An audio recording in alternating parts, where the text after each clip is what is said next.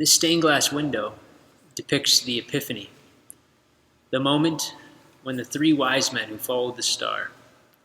The feast is celebrated on January 6th and has been highly regarded throughout numerous countries and cultures since the earliest centuries. The word Epiphany means appearance, literally, the appearance of Christ to the three wise men who represent the wider world. Christ now is the intersection of all of humanity. We have the Far East wise men who come to him. In another gospel account, we hear the shepherds. It's Christ here now who bridges together different cultures.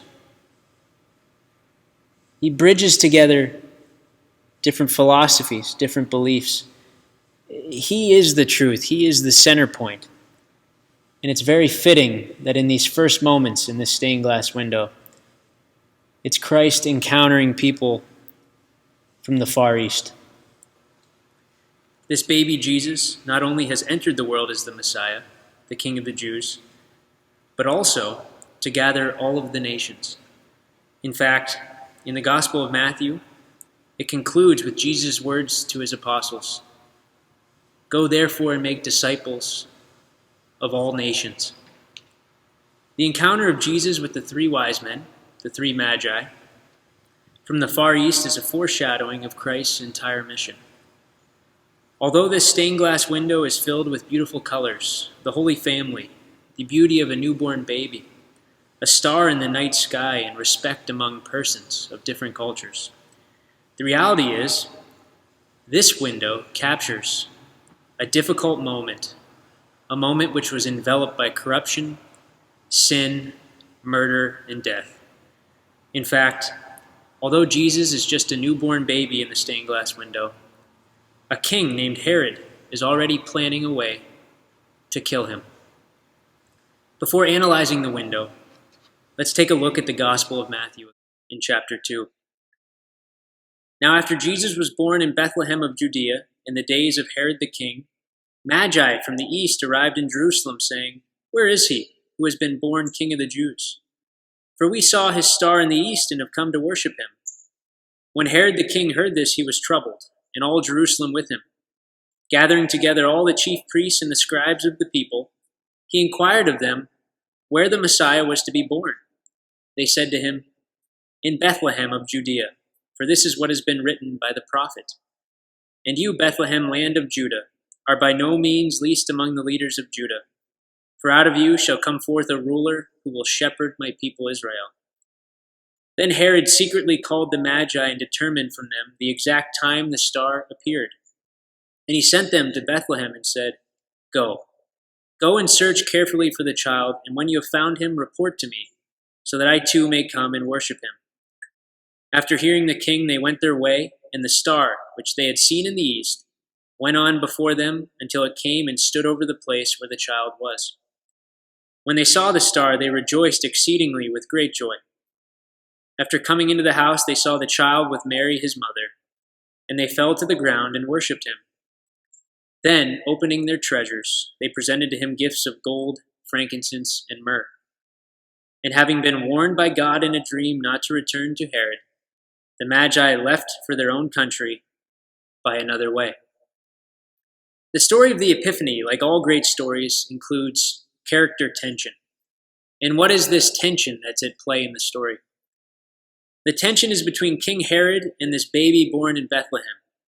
The tension is between a corrupt adult and an innocent baby. King Herod had one goal with the news of the birth of a Messiah: kill him and do so quickly. Herod was a tyrant who climbed his way up the political ladder through conspiracies, threats, and murders. This newborn baby, who according to scribes and chief priests, fulfilled many prophecies in order to be king of the Jews. This was too much for King Herod. The baby Jesus was a threat to his worldly and political kingdom.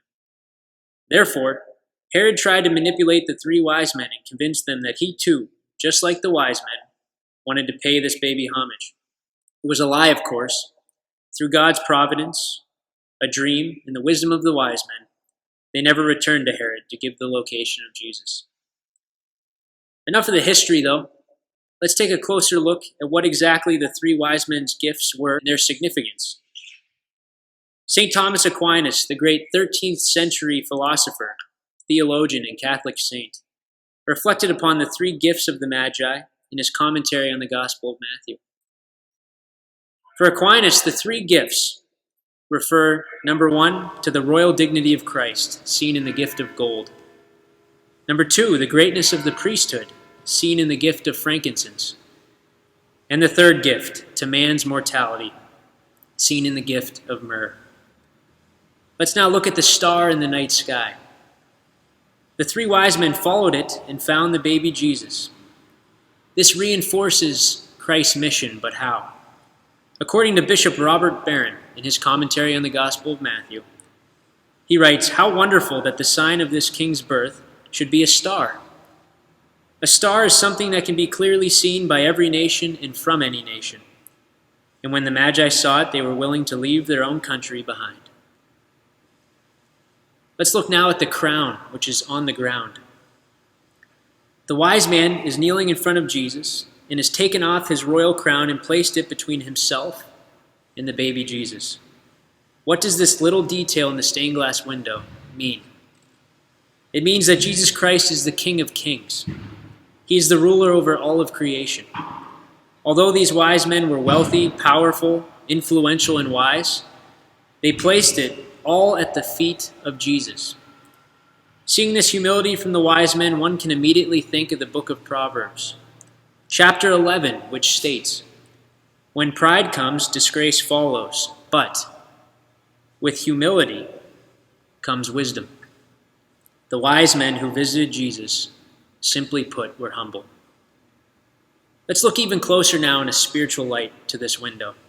In fact, the wise men provide us with a proper spiritual path to holiness.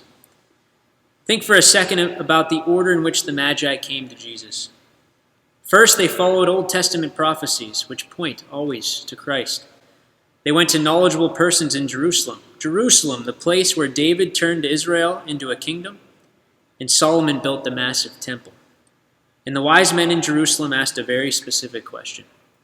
Where is the King of the Jews?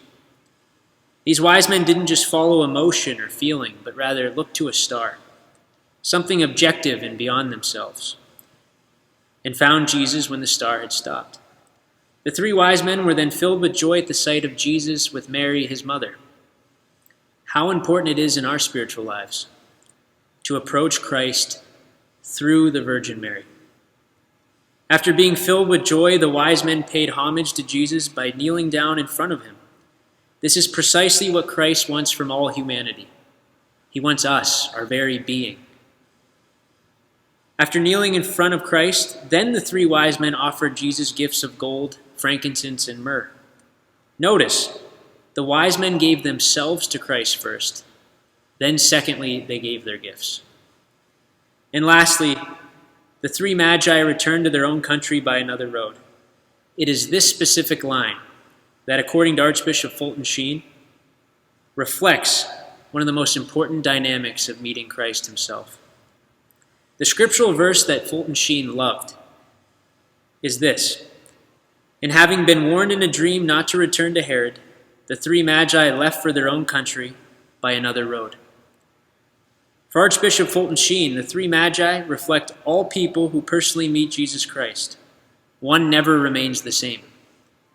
In fact, this is the spiritual significance of the three wise men returning home by another road.